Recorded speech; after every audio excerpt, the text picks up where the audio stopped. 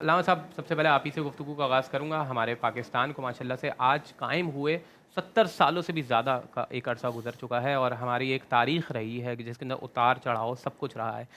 کیا کمنٹس ہیں آپ کے؟ آج ہم 2026 میں بیٹھے ہوئے ہیں، 27 رمضان المبارک ہے. اعوذ باللہ من الشیطان الرجیم، بسم اللہ الرحمن الرحیم، الحمدللہ والصلاة علیہ اما بعد، ذالک ومن یعظم شعائر اللہ فإنہا من تقوی القلوب، صدق اللہ العلی العظیم.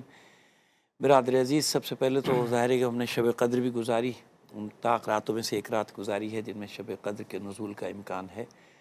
وہ سب مبارک ہو. آج یوم پاکستان، قمری حساب سے آج پاکستان کی 81ویں سالگرہ ہے. 81 سال کا پاکستان قمری حساب سے ہو گیا ہے، اور شمسی حساب سے آپ کو پتہ ہے کہ 79، اردو آج کل لوگوں کی کمزور ہے لہذا 79 ایئرس ہو گیا. 79 سال کا پاکستان اگست میں جا کے ہو جائے گا. دیکھیے، ہم نے جو شب قدر گزاری ہے نا، اسی شب قدر میں ساری تیاریاں ہو رہی تھی کہ صبح پاکستان کا وہ اعلان تو چونکہ صبح سنبھالنا ہے نظام پاکستان. یہی کراچی کیپٹل تھا، اور جس علاقے میں ہم بیٹھے ہیں نا، یہی مین کراچی یہی تھا. اب آپ یہاں سے کبھی نکلیں گے تو کچھ عمارتیں بچی ہیں، باقی پہ تو ماشاءاللہ جن کا قبضہ ہونا چاہیے تھا ان کا قبضہ ہو چکا، بلڈنگیں بن چکی، پلازے بن چکے.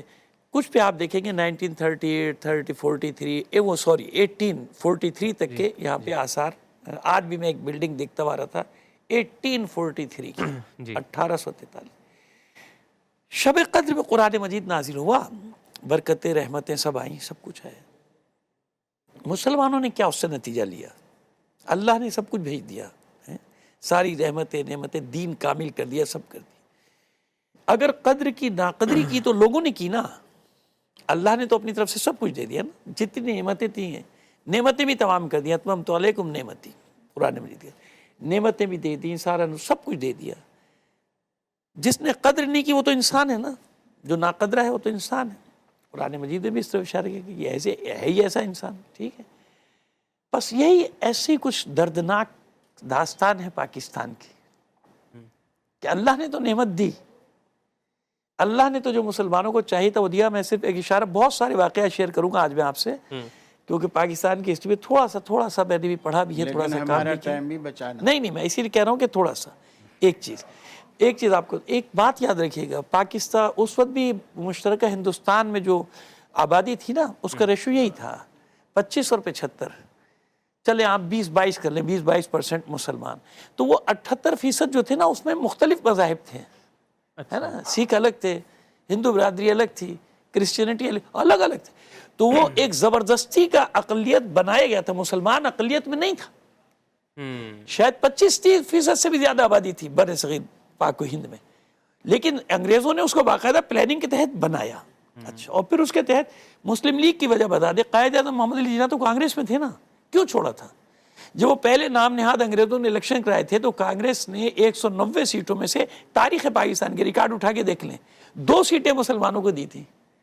یعنی 1% بھی مسلمانوں کو نہیں دیا تھا. لوگ یہ تو کہتے ہیں نا کہ یہ ہو گیا وہ ہو گیا وہ ہو گیا، اعتراضات تو کرتے ہیں. جا کے تو دیکھو کہ اس وقت مسلمانوں کے ساتھ انہوں نے کیا کیا تھا. 1% کو بھی کاؤنٹ نہیں کیا تھا آبادی میں. سمجھ میں وہی آج بھی ہو رہا ہے وہاں سرکاری ملازمتوں میں اور اس سب میں چیزوں.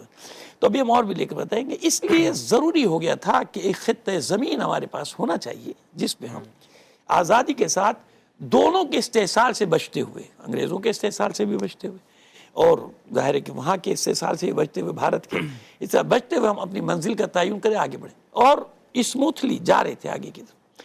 کیسے پیچھے ہٹے، کیا پیچھے ہٹے، اس پر آگے چل کے باتیں کریں گے آپ سے کہ وجوہات کیا ہیں، کیوں یہ سفر اتنی پیچیدگیوں کا آج تک شکار ہے. مسلسل بحران، مسلسل ہم ایک کے بعد ایک ہرڈلز ہمارے سامنے، اس پہ ہم بات کریں گے.